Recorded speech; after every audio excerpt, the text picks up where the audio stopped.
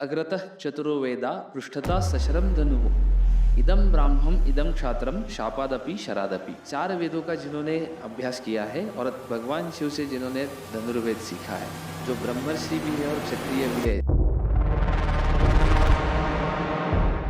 Welcome on Roar with Sneha. Very auspicious day today. It's Akshay Tritiya. Few people know that it's also Parshuram Jayanti. And tell us more about who was Lord Parshuram. If you lost anything, so you chant this mantra and within few days we'll get it back. मुक्ति चाहिए तो पैसा चाहिए। आश्रम में उनका प्रवेश होता है और बोलते हैं ये तेरी माँ, इसका अभी के अभी वध कर दे। तो कुछ बिना सोचे समझे उन्होंने उनका शिरच्छेद कर दिया। One single person single handedly is fighting all that चतुरंग सेना। उनकी नदियां बही हैं, अपने जो धड़ है वो जलचर समान दिख रहे हैं और जो केश है हमारे वो शैवाल जैसे दिख रहे हैं। कि Lord Parshuram is one of the Sapta Chiranjeevis. Why was he the chosen one? जब रावण देख रहा था कि ये कौन इतना बलवान राजा हो गया मेरे होते हुए, रावण को उसने परास्त करके इतना लटका के रखा था अपने राज्य में। ये हो गया उनका रोल इन रामायण महाभारत ये सारे युगों में। कलयुग में क्या रोल है परशुराम जी का? Hey, welcome to another episode on Roar with Sneha. I am your host Sneha Desai, and before we go ahead, do not forget to hit that subscribe button because that helps us grow our community and हम आपके लिए बेहतर episodes ला सकते हैं। आज का episode काफ़ी अलग है दूसरे episodes से and we are trying this for the very first time. We are going to be talking about Indian mythology. Yes, it's Akshay Tritiya and ये दिन पे कहते हैं कि अगर आप जो भी शुरू करते हो वो हमेशा grow होता है। But apart from Akshay Tritiya, it is also Lord Parshuram Jayanti. Yes, he is the 6th avatar of Lord Vishnu. All we know about Lord Parshuram is his anger, but there is so much more to it. मुझे ये लगता है कि Indian mythology हमें काफ़ी कुछ चीज़ें सिखाता है on how to lead a better life. Today we have Chaitanya Chitle out here. He's a yoga guru and also an enthusiast of Vedas and Puranas. He's going to be telling us some interesting stories about Lord Parshuram. How was he born? Where did he come from? What is his mission? And what is his role in the Kali Yuga? ये episode में आपको ये भी जानने मिलेगा कि lord Parashuram had a very significant role to play in the Ramayana and in the Mahabharata. So watch this episode till the and.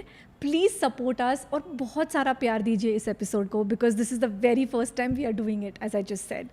So let's roar. Hello Chaitanya. नमस्ते. Yes, welcome on Roar with Sneha. And it's already a very auspicious day today. It's Akshay Tritiya. And very few people know that it's also Parshuram Jayanti. And because you are an enthusiast about Puranas, I thought who better than you to come on this day and tell us more about who was Lord Parshuram. So I would like to cover 2-3 points. Why he was born, how he was born. सो उनका वर्णन ही ऐसे किया जाता है कि अग्रतः चतुरो वेदा पृष्ठतः सशरम धनुः इदम ब्राह्मम इदम क्षात्रम शापादपि शरादपि।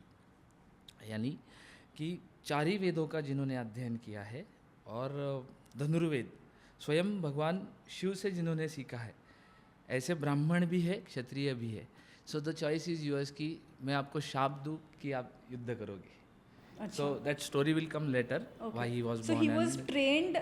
He was trained by Lord Shiva Lord only. Shiva himself. Lord Shiva only. So Okay. धनुर्वेद का जो अभ्यास है वो उन्होंने लॉर्ड शिवा से ही किया, भगवान शिवा से ही किया था. तो तभी उन्हें भगवान शिव जी से परशु मिला था एज अ शस्त्र और उसका अस्त्र बना के दिया गणपति जी ने. सो गणपति जी भी उनके दूसरे गुरु हैं.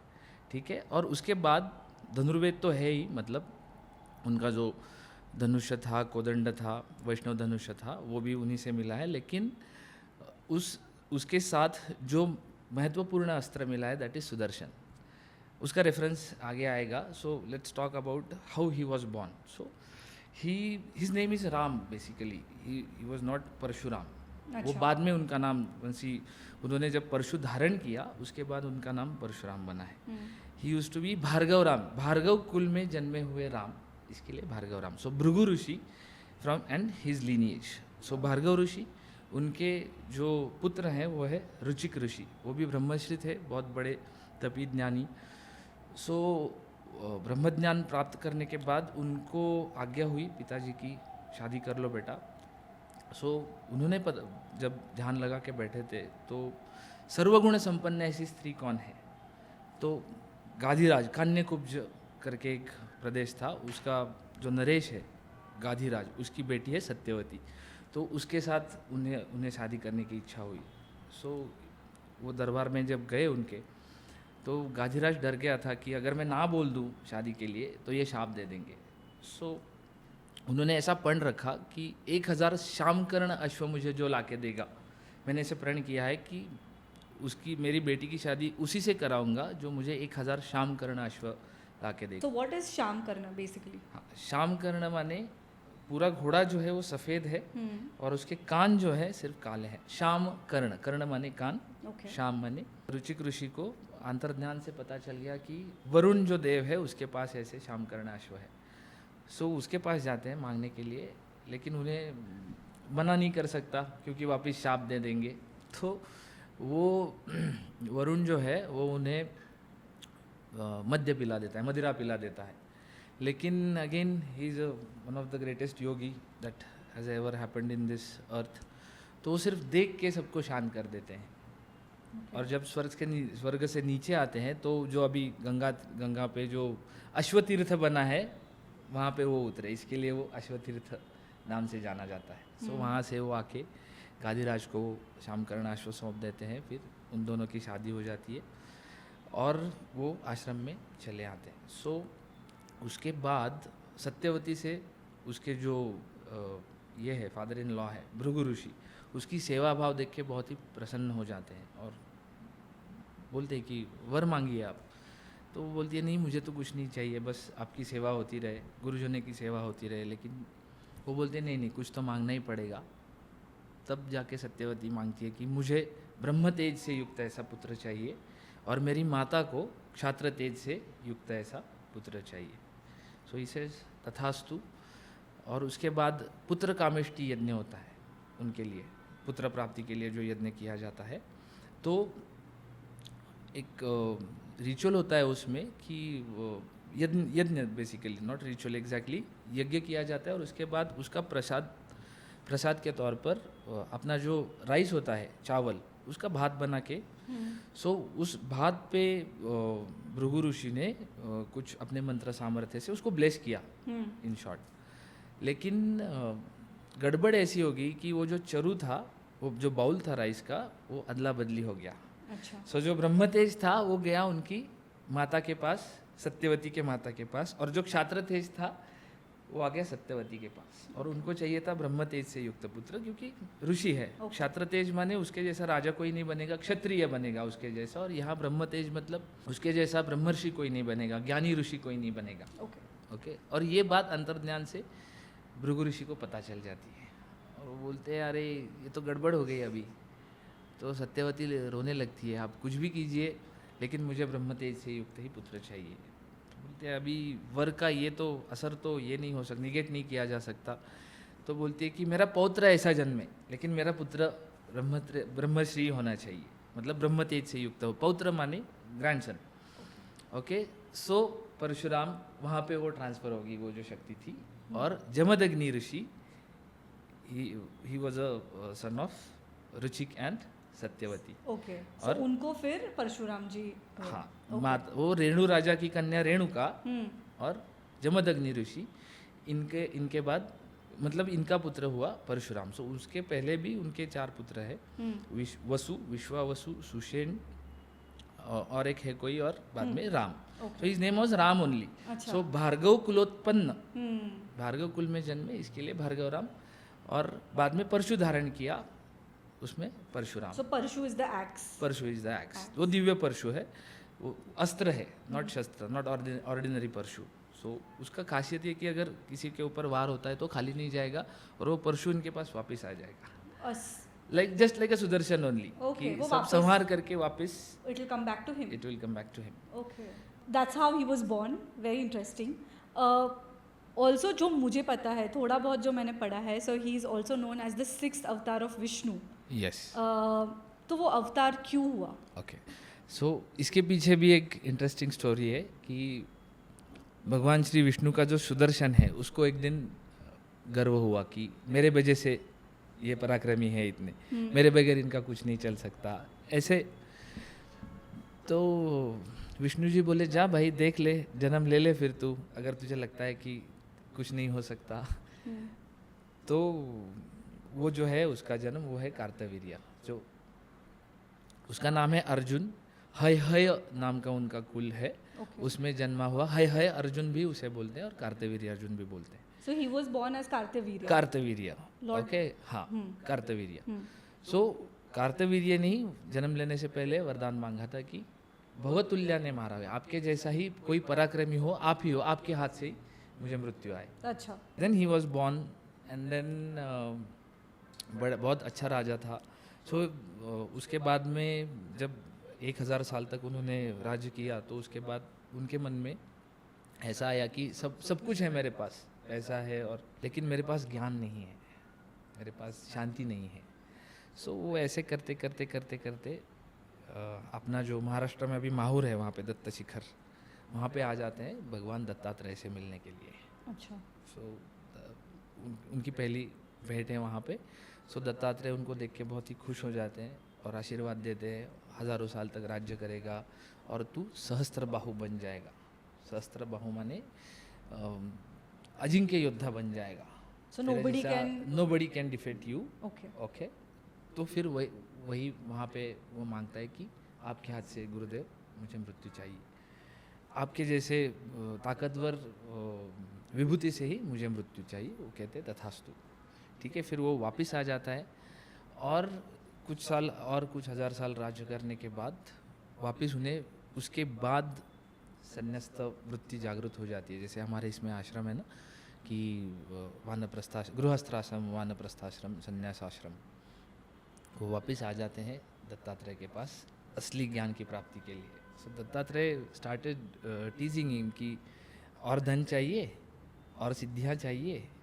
तो वो शरणागत हो जाते हैं गुरु के प्रति और बोलते हैं नहीं, मुझे तो अभी ज्ञान चाहिए। तो वहाँ पे very few people know this the yogic side of Kartavirya, कि उसके जैसा योगी कोई हुआ भी नहीं है। वो उतना अच्छा तांत्रिक भी, उतना ही अच्छा, वन ऑफ द ग्रेटेस्ट तांत्रिक। तो उनके नाम से एक मंत्र भी है कि कार्तवीर्य अर्जुनो नाम राजा बाहु सहस्त्रवान तस्य स्मरण मात्रेण गतम नष्टम च लभ्यते। Suppose if you lost anything, so you chant this mantra and within few days you will get it back.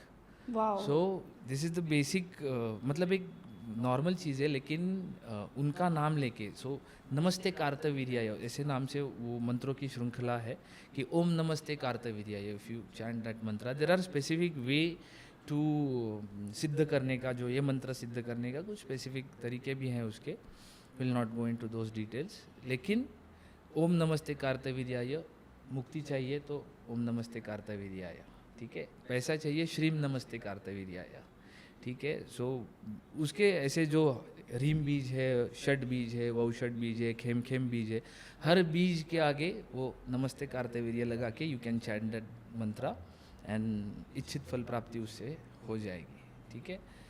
और वो सब हो जाता है और तभी गुरुदेव दत्तात्रेय ने उन्हें अष्टांग योग का ज्ञान दिया है तभी, और वो समाधि अवस्था में चले जाते हैं। Okay.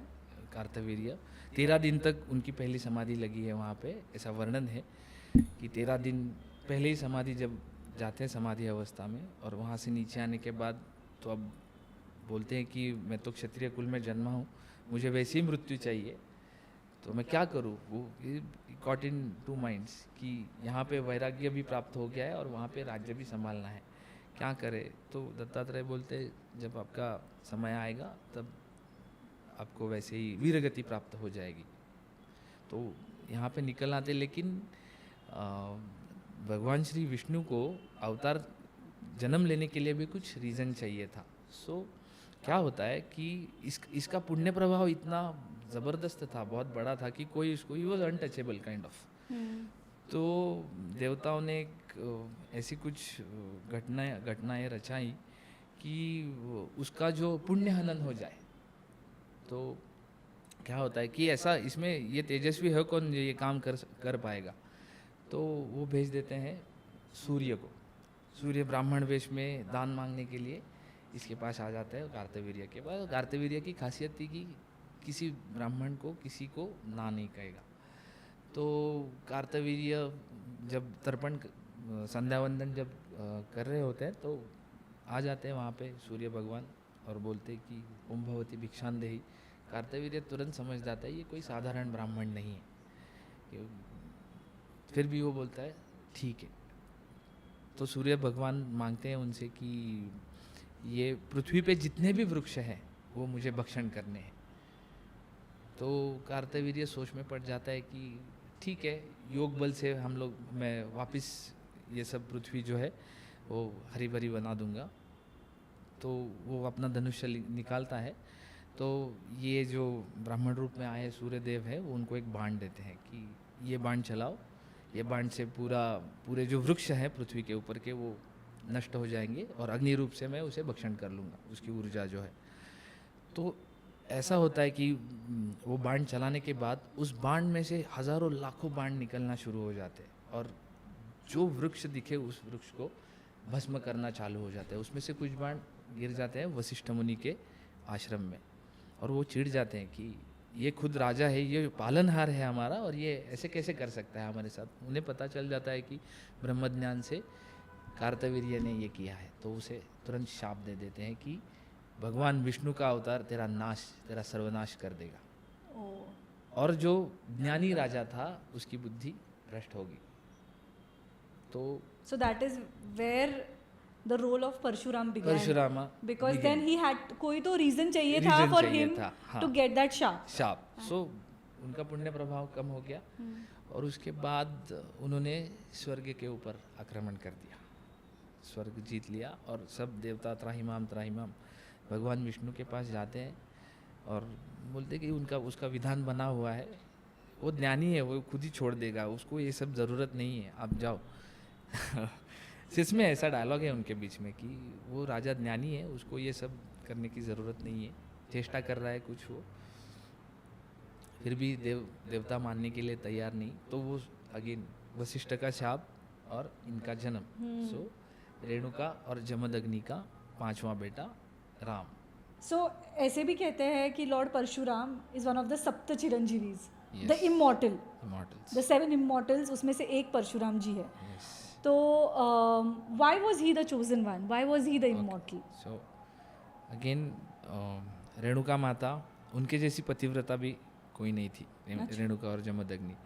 सो उनके पातिव्रत्य की ताकत ये थी, जब नदी पे पानी भरने के लिए जाती थी तो अपना जो साड़ी है उसमें से भी वो पानी ला सकती थी, इतना तपोबल पातिव्रत्य उनका इतना था। लेकिन एक दिन क्या हो गया, किसी राजा को उन्होंने जल क्रीड़ा करते हुए अपने राजाओं के साथ देख लिया और उनके मन में ऐसी इच्छा आ गई कि मेरे पति के साथ अगर ऐसा मैं कर पाऊँ तो इसमें basically nothing wrong in it, because she is again thinking about her husband only. लेकिन संन्यास आश्रम में वो चीज़ सोचना अलाउड नहीं है, ठीक है ना, which is why you are called सन्यासीज और साधुस। और ये तभी वो पानी गिर जाता है उसमें से और उनको पता चल जाता है कि ये तो अपराध हो गया मुझसे। इसके लिए वो ये बात जमदग्नि ऋषि को पता चल जाती है अंतर्ज्ञान से और वो बहुत गुस्सा हो जाते हैं। सो शी केम बैक, वो बता देते कि तू यहाँ से निकल जा, तेरा यहाँ कुछ काम नहीं है, किसी भी राजा से शादी कर ले, तुझे जो चाहिए वो सुख मिलेंगे, जो चाहिए सब कुछ मिल जाएगा, यहाँ पे कुछ काम नहीं है, मैं तो दरिद्री मुनि हूँ, यहाँ पे मिलेगा क्या तुम्हें। तो फिर भी वो घुटने पे बैठ के क्षमा मांगना शुरू कर देते। लेकिन इनका एंगर इतना ज़्यादा था एंगर कि उनके जो बच्चे हैं, उनके जो पुत्र हैं, उनको उनमें से जो वसु आता है उनको बता देते कि इसे अभी का अभी इसका शिरच्छेद कर दे। लेकिन वो बोलता है नहीं, माता शतगुणम पिता, ऐसा कुछ ये है संस्कृत में कि पिता से भी 100 गुना ज़्यादा माता का ये होता है। तो वो उसे बोलते अच्छा मुझे ज्ञान सिखाता है, उसे भस्म कर देते हैं, ठीक है। तभी दूसरा आता है विश्वावसु, सेम स्टोरी कि नहीं मैं तो मातृवध नहीं करूँगा, उसे भी भस्म कर देते हैं। फिर आता है सुषेण, सेम स्टोरी अगेन, उसे भी भस्म कर देते हैं। फिर आता है रुक्मवान, चौथा जो भाई है रुक्मवान, तो वो भी मर जाता है और ये एंग्रीली इज़ जस्ट वहाँ पे घूम रहे हैं और राम की प्रतीक्षा कर रहे हैं कि कहाँ गया मेरा राम, कहाँ है, उसके सिवा ये आज्ञा पालन कोई कर ही नहीं सकता। तो जब राम कुल्हाड़ी लेके हाथ में उनका परशु धारण करके तो आश्रम में उनका प्रवेश होता है और बोलते हैं ये तेरी माँ, इसका अभी के अभी वध कर दे। तो कुछ बिना सोचे समझे उन्होंने वो परशु उनके ऊपर फेंक दिया और उनका शिरच्छेद कर दिया। और तभी जमदग्नि मुनि बहुत प्रसन्न हो जाते हैं उनके ऊपर और बोलते हैं कि तुझे जो चाहिए वो वर मांग। ये पितृभक्त है लेकिन मातृभक्त भी है, वो रोने लगते हैं कि आपकी आज्ञा थी इसलिए मैंने ये किया, तो मुझे वर चाहिए कुछ, तो मैं चिरंजीवी बन जाऊं, तभी ये वर मिला। मातृवध की स्मृति नहीं होनी चाहिए मुझे कि मैंने ऐसा किया है, ये स्मृतियाँ ये आप मेरी स्मृति से हटा दो और मेरे भाइयों को जिंदा कर दो। तो ऐसे ही बिकेम इमॉर्टल, उनको चिरंजीविता प्राप्त होगी। Interesting. And Parashuram is also known for his anger, जैसे लाइक जो भी लोग उनको और बहुत फियर है, like I also didn't know much about him, but whenever you put first to read about him, people talk about how angry he was, or some people fear him also. So why is that? हाँ, तो basically ये थोड़ा सा series और फिल्मी depiction भी है कि he is angry all the time. Kartavirya is also depicted some cruel king जिसे, लेकिन कार्तवीर्य के बारे में मैंने जैसे कहा कि किसी को पता नहीं है कि रावण भी उससे डरता था।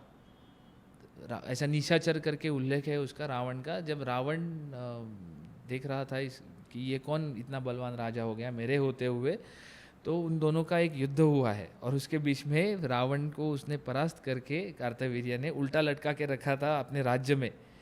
तब भगवान शिव ने कहा कि परशुराम ने तब गुरु दक्षिणा जब पूछा था तो बोला कि ऐसे ऐसे मेरा परम भक्त है जो कार्तवीर्य के पास, उसे छुड़ा दीजिए आप। तब जाके ये छूटा है। ओके। हाँ, और इनके जो भाई हैं रावण के कुबेर, उन्होंने भी कुछ शिष्टाई की थी कि उसके वजह से उन्होंने छोड़ दिया था। ये इतना पराक्रमी राजा है ये। सो मैंने जैसे बोला कि वशिष्ठ मुनि का जो शाप का प्रभाव है उसके वजह से एक बार क्या होता है, अपने चतुरंग सैन्य के साथ वो आते हैं जमदग्नि ऋषि के आश्रम में। ठीक है, और सब नमस्कार चमत्कार होने के बाद जमदग्नि मुनि उनसे कहते हैं कि आप आपके सैन्य के साथ यहीं पे आज भोजन प्रसादी पा लीजिए। तब वो थोड़ा सा ये हो जाता है कि अरे यार तू तो दरिद्री मुनि है, तू क्या मुझे, मेरा चतुरंग सैन्य इतना बड़ा है तो ऐसे कुछ नहीं होगा। तो जमदग्नि मुनि कहते हैं उनसे कि नहीं, कामधेनु है हमारे पास, हो जाएगा सब। तो उसके बाद पूरा चतुरंग जो सैन्य है इनका वो पेट भर के खाना खाता है वहाँ से, और तभी कार्तवीर्य के मन में आता है कि मेरे पास सब कुछ है लेकिन ऐसी कामधेनु मेरे पास नहीं है। तो वो जमदग्नि से So Kamadhenu is the cow cow that they have. Dhenu, Okay. Dhenu means cow. हाँ. जो आपकी इच्छा है उसकी पूर्ति करने वाली धेनु, इसके लिए कामधेनु। ठीक, कामना जो भी आप करते हो। तो ये कहते हैं उनसे कि नहीं, ये तो देखिए आश्रम में जो भी शिष्य हैं उनकी व्यवस्था के लिए ये है, ये मेरे पर्सनल गेन के लिए ये कामधेनु मैंने नहीं रखी है यहाँ पे, ये आपको ऐसे शोभा नहीं देता, ये यहीं पे रहने दो। तो कार्तवीर्य मना कर देता है, नहीं कि मैं यहाँ इसके बदले आपको हज़ारों गैया दे दूंगा, लेकिन धन दे दूंगा, जो आपको चाहिए वो दे दूंगा, लेकिन ये कामधेनु मुझे चाहिए। कहाँ सुनी हो जाती है, उसी के बीच में झगड़ा करके वो कामधेनु ले जाते हैं वहाँ से, और उसका जो वत्स है वहाँ पे रुदन कर रहा है कामधेनु का जो बच्चा है। और जमदग्नि मुनि भी ज्ञानी है, उनको पता है यार इसको ये ज़रूरत नहीं है सब करने की, ये वापस ला देगा। लेकिन मीनवाइल क्या होता है, ये जब निकल जाते हैं सब, तो परशुराम जी वन में से आश्रम आ जाते हैं और देखते हैं कि उसका जो वत्स है वो रुदन कर रहा है, वो रो रहा है कामधेनु का कि, और आश्रम में से कोई बता देता है उनको कि कार्तवीर्य ये कामधेनु लेके चला गया। तभी उनको बहुत गुस्सा आ जाता है वहाँ पे, और वो परशु धारण करके अपना धनुष्य बाण लेके उनकी जो नगरी है महिष्मती, मध्य प्रदेश में उनके राज्य का, कार्तवीर्य के राज्य का नाम, राजधानी का नाम है महिष्मती, उसकी तरफ बढ़ने लगते हैं। उनके साथ उनका एक शिष्य है, उसका नाम है अकृतव्रण। परशुराम का पहला शिष्य है। वन में उन्होंने एक व्याघ्र से उसको बचाया था। उसके बाद में वो उन्हीं के साथ रहने लगा। तो वो बोलते हैं कि इस राजा को एक संधि देनी चाहिए, इसके लिए अकृतव्रण को भेजते हैं शिष्टाई के लिए। तो Kartavirya out of ego asks him कि ये कौन है ऐसा। तब वो श्लोक आता है कि अग्रतः चतुरो वेदा पृष्ठता सशरम धनु इदम ब्राह्मम इदम क्षात्रम शापादपि शरादपि, कि भगवान शिव से चार वेदों का जिन्होंने अभ्यास किया है और भगवान शिव से जिन्होंने धनुर्वेद सीखा है, ऐसे मेरे गुरु जो ब्रह्मर्षि भी है और क्षत्रिय भी है, आपको चॉइस है कि आप युद्ध करते हो कि वो शाप दे। तो उन्हें पता चल जाता है कि ये कोई सामान्य ब्राह्मण नहीं है, और उनको पता भी चल जाता है कि yes my time has come, कि अभी ये इसी युद्ध में मैं अपना देह त्याग कर दूंगा। तो उनके बाद में उनका युद्ध होता है। लेकिन ऐसा वर्णन है उसमें पुराणों में, कथाओं में, कि इतना खून बहता है, इतना खून बहता है, उसका चतुरंग सैन्य और अकेले परशुराम उसका नाश कर देते हैं कि खून की नदियाँ बही हैं। ऐसा ये है कि अपने जो धड़ है वो जलचर समान दिख रहे हैं, वो तैर रहे हैं ना उसके ऊपर, खून के ऊपर, वो जलचरों की तरह दिख रहे हैं। और जो केश है हमारे वो शैवाल जैसे दिख रहे हैं। मतलब इतना बड़ा नदी समुंदर जैसा ये बन गया है, फिर भी इनका युद्ध कुछ भी करे खत्म नहीं हो रहा। One single person single handedly is fighting all that चतुरंग सेना। और तभी पता चल, आकाशवाणी होती है कि इसके पेट में एक अमृत है, उसका शोषण कर ले फिर इसकी भुजा कटना चालू हो जाएंगी। क्योंकि युद्ध में क्या हो रहा था कि ये लड़ रहे इसकी भुजा काट रहे, तो वापस भुजा वहीं पे आ रही है, प्रकट हो रही है कार्तवीर्य की। सहस्त्र बाहु है ना, लेकिन ये जितनी भुजाएं काट रहे हैं उतने वापस वहाँ पे प्रकट हो रहे हैं भुजाएं। तो फिर आकाशवाणी होती है कि इसके नाभि में जो अमृत है उसका शोषण कर लीजिए आप। तो फिर वो एक बाण चला के शोषण कर देते हैं। फिर ऐसा काटते काटते 2 भुजाएं बचती हैं। इनके मन में विचार आता है कि ये है ही श्री नारायण, अगर मैं शरण चला जाऊं तो फिर ये माफ़ कर भी देंगे, लेकिन मैं ये देह वापस नहीं त्याग कर पाऊंगा। ऐसा वर्णन है उसमें भी कि कुंडलिनी जागृत करके वो अपना प्राण सहस्त्रार में लेके जाते हैं वहाँ पे, और उसके बाद उनका शिरच्छेद होता है। मतलब ब्रह्मश्री की तरह भी गए, और क्षत्रिय देह जो है कार्तवीर्य वो करता है, मतलब कार्तवीर्य कुंडलिनी से प्राण जो है अपना सुषुम्ना मार्ग से जो प्राण है सहस्त्रार चक्र में धारण करते हैं just before he is dying and वो हो गया। ठीक है।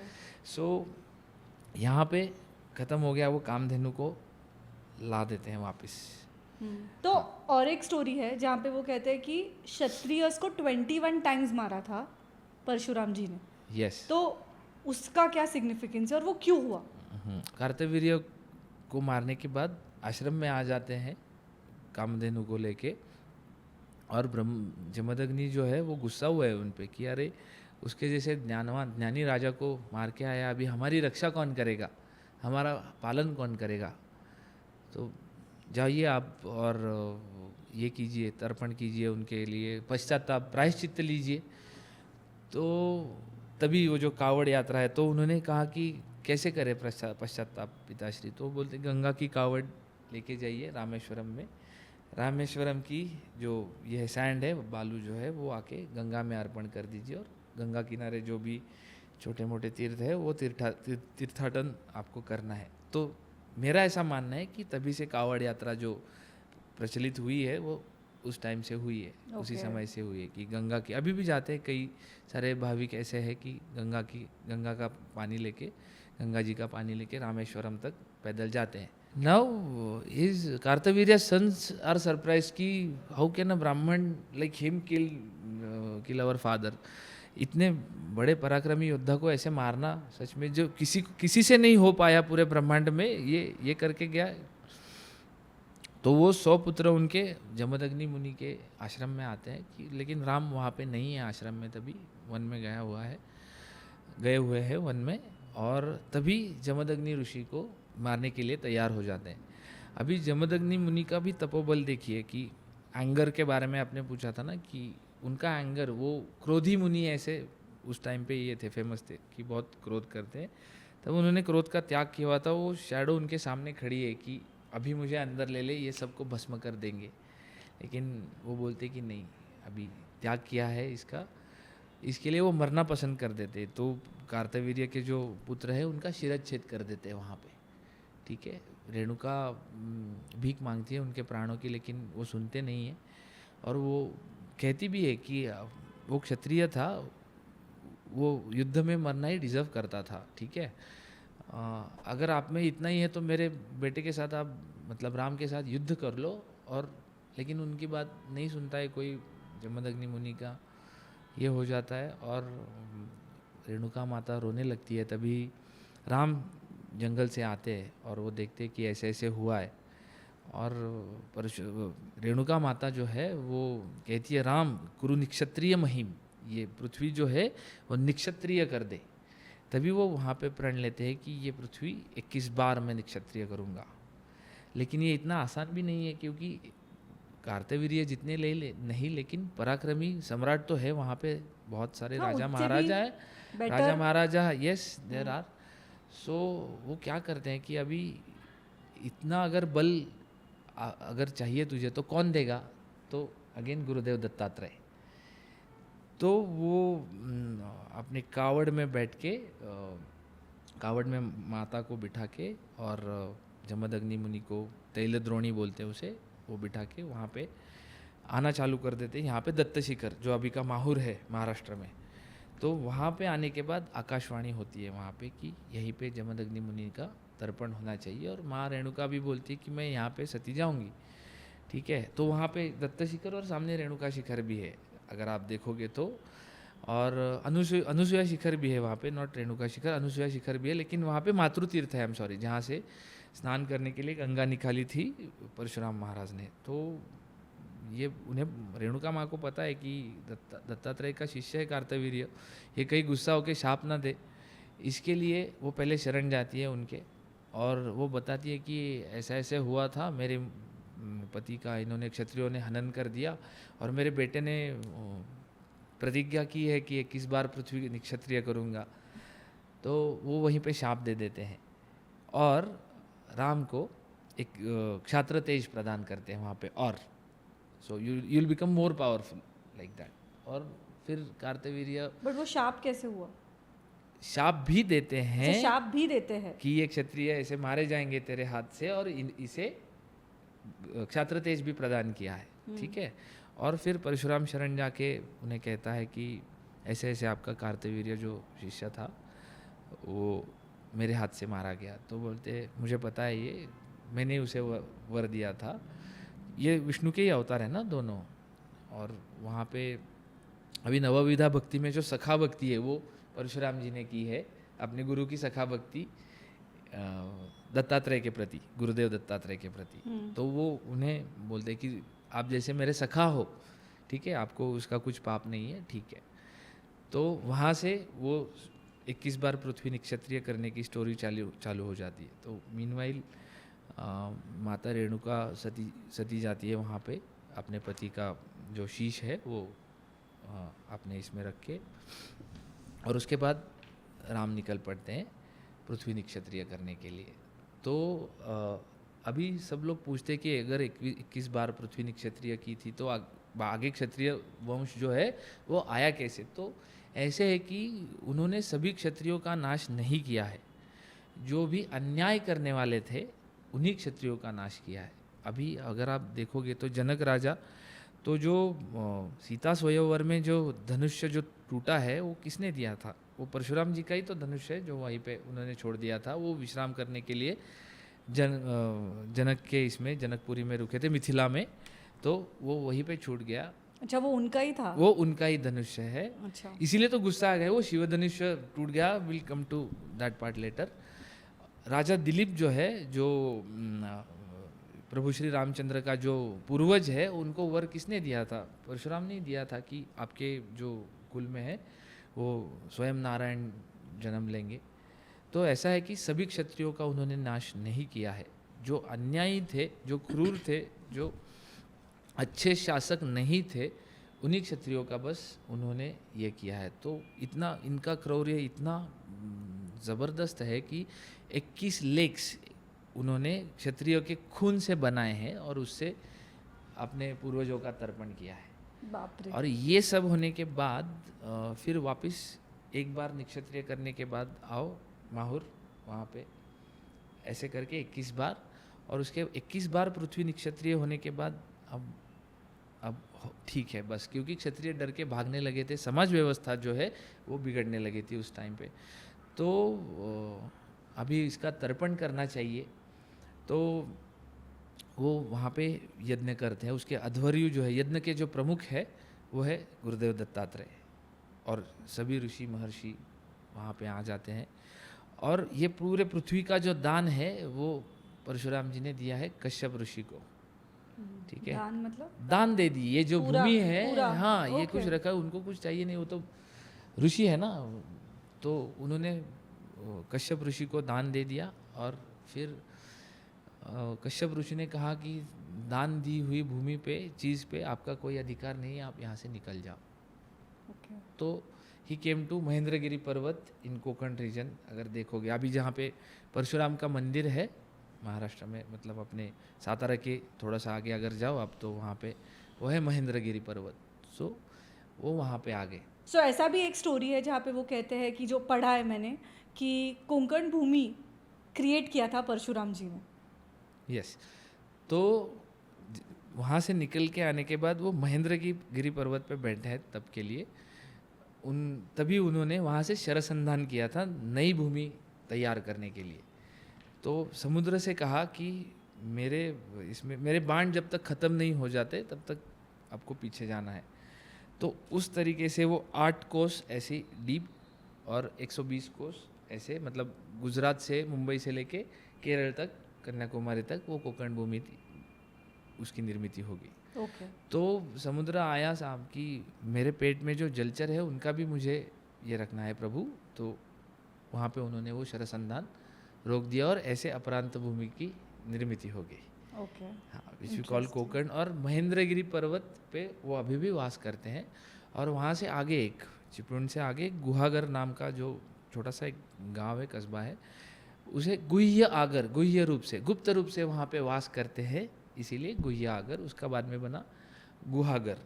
और वो जब कोकण किनार पट्टी और वहाँ पे जब टहल रहे थे तभी एक देर आर फ्यू 2 और 3 इंटरेस्टिंग स्टोरीज कि हमारे मराठी में एक फणस करके, जैक फ्रूट, वो जो फ्रूट आता है उसका नाम फणस कैसे पड़ा। तो वहाँ पे एक आदिवासी था जो उनकी सेवा करता था, तो उसका नाम था पन्नसक, तो उसका नाम उन्होंने उस फल को दे दिया, इट बिकेम, उसका अपभ्रंश हो के फणस। और जो नारियल को श्रीफल कहा जाता है, जब नारियल उन्हें मिला था तो उन्होंने उसका नाम श्रीफल ऐसे उन्होंने दिया अच्छा, है। उन्होंने दिया है वो नाम। हाँ। ओके, और इंटरेस्टिंग। उनके बाद स्थापत्य शास्त्र का भी ज्ञान है। मतलब अगर आप द्वापर में देखोगे तो श्री कृष्ण को बांधी है विश्वकर्मा ने, लेकिन वो फ्लोटिंग सिटी कैसे क्रिएट करनी है वो उसका ज्ञान जो है वो परशुराम जी ने कृष्ण को दिया है। ओके। हाँ, सो वो भी ज्ञान है, आयुर्वेद का भी ज्ञान है। मतलब ही जैसे पिक्चर्स में, स्टोरीज में दिखाते हैं, वैसे वो एंग्री नहीं है सिर्फ कि मारो काटो और ये करो। There is so much more to him. Yes. Okay. हाँ। Also, he is seen across the yugas. Yes. So there is a mention of him हाँ. in the Ramayana, in the Mahabharata. Mahabharata. So what हाँ, was his तो role there? Yes, role Ram ji ने, प्रभु रामचंद्र ने जो धनुष्य तोड़ा था सीता स्वयंवर में, वो उन्हीं का उनका, धनुष्य हाँ, था। you mentioned. वो उनको पता चला कि यस, ये उन्होंने वरदान दिया था ना दिलीप को कि नारायण, श्री नारायण आपके कुल में अवतार धारण करेंगे। तो वो वहाँ पे देखने के लिए आ जाते हैं कि ये है कौन। तो सबको ऐसा दिखा है कि वो गुस्सा कर रहे हैं, ऐसा ये वो, ऐसा कुछ नहीं है। उन्होंने बोला कि ठीक है, वो धनुष्य तो आपने तोड़ दिया, अभी इस धनुष्य को प्रत्यंचा लगा। इनका जो कोदंड है, कोदंडधारी राम उनके धनुष्य का नाम। तो जब वो स्पर्श हुआ धनुष्य देते समय, तो जो दत्तात्रेय ने दिया हुआ था जो क्षात्र तेज था वो वहाँ पे ट्रांसफ़र हो गया। So he Ram also became powerful. Oh. हाँ, तो वो उस धनुष्य पे प्रत्यंचा चढ़ाते हैं और बाण चढ़ाते हैं कि लेकिन एक पत्नी एक बाणी उनका जो ये है प्रभु रामचंद्र, तो बोलते अभी इस पे बाण चढ़ चुका है, इसका करेंगे क्या? तो बोलते हैं कि अभी मेरा जो पुण्य है, पुण्य प्रभाव इस बाण को धारण कर सकता है, आप उस पर चला दो, वो तो तप करके मैं वापस कमा लूँगा। तो वो धनुष्य देते हैं, क्षात्र तेज ट्रांसफ़र, मतलब वो हो गया और वापस वो महेंद्रगिरी पर्वत में आके तप करने के लिए बैठते हैं।